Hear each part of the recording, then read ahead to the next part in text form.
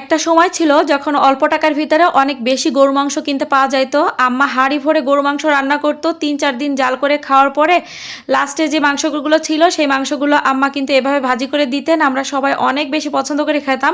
এখন যেহেতু এটা আর সম্ভব না, গরু মাংসের প্রচুর দাম, তাই সারা বছর অপেক্ষা করে থাকি কুরবানি ঈদের। কুরবানি আসলেই কিন্তু গরু মাংস দিয়ে আমি এই রেসিপিটি করে থাকি। এটা আমার অনেক বেশি পছন্দ। তো এখানে আমি 1 কেজি গরু মাংস নিয়েছি, আর মাংসের টুকরাগুলো একটু বড় সাইজেরই এখানে আছে। এখানে 3টা মাঝারি সাইজের পেঁয়াজ বাটা নিয়েছি, 2 টেবিল চামচ রসুন বাটা, 2 টেবিল চামচ আদা বাটা, 1 চা চামচ হলুদের গুঁড়া, 1 চা চামচ লাল মরিচের গুঁড়া, 1 চা চামচ জিরা গুঁড়া, 1 চা চামচ ধনিয়া গুঁড়া, স্বাদ মতো লবণ, 3 থেকে 4টা তেজপাতা, বড় সাইজের 2টা দারুচিনি, 4 থেকে 5টা নিয়েছি এলাচ, এলাচের মুখগুলো ফাটিয়ে দিয়েছি, 5-6টা দিয়েছি এখানে লং, হাফ কাপ দিয়ে দিচ্ছি সয়াবিন তেল। এখন মাংসের সাথে মশলাটা খুব ভালো করে মেখে নিব। হাতে সময় যদি থাকে তাহলে মাংসগুলো আপনার 2 ঘন্টার মতো রেস্টে রেখে দিতে পারেন, আবার চাইলে সাথে সাথেও রান্না করে নিতে পারবেন। শর্টকাট ওয়েতে মাংসগুলো রান্না করে নিব। এর জন্য মাংসগুলো প্রেসার কুকারে দিয়ে হাফ কাপ পানি দিয়ে এটা রান্না করে নিব সিদ্ধ হওয়া পর্যন্ত। তো ঢাকনাটা তুলে নিচ্ছে, আর মাংসটা কিন্তু সিদ্ধ হয়ে গিয়েছে। মাংসের গায়ে যে এক্সট্রা পানিটা ছিল সেই পানিটাও টেনে গিয়েছে।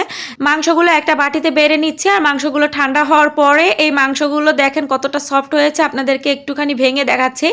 এখন এই মাংসগুলো থেকে মশলাগুলো যতটুকু সম্ভব আলাদা করে নিব। তারপরে মাংসগুলো একটা চপিং বোর্ডে নিয়ে নাইফ দিয়ে এগুলো ছোট ছোট টুকরো করে কেটে নিচ্ছি। যেহেতু কোরবানির ঈদে সবার ঘরেই কম বেশি মাংস রান্না করা হয়, তাই আপনারা চাইলে কিন্তু এই রেসিপিটি ঘরে ট্রাই করে দেখতে পারেন।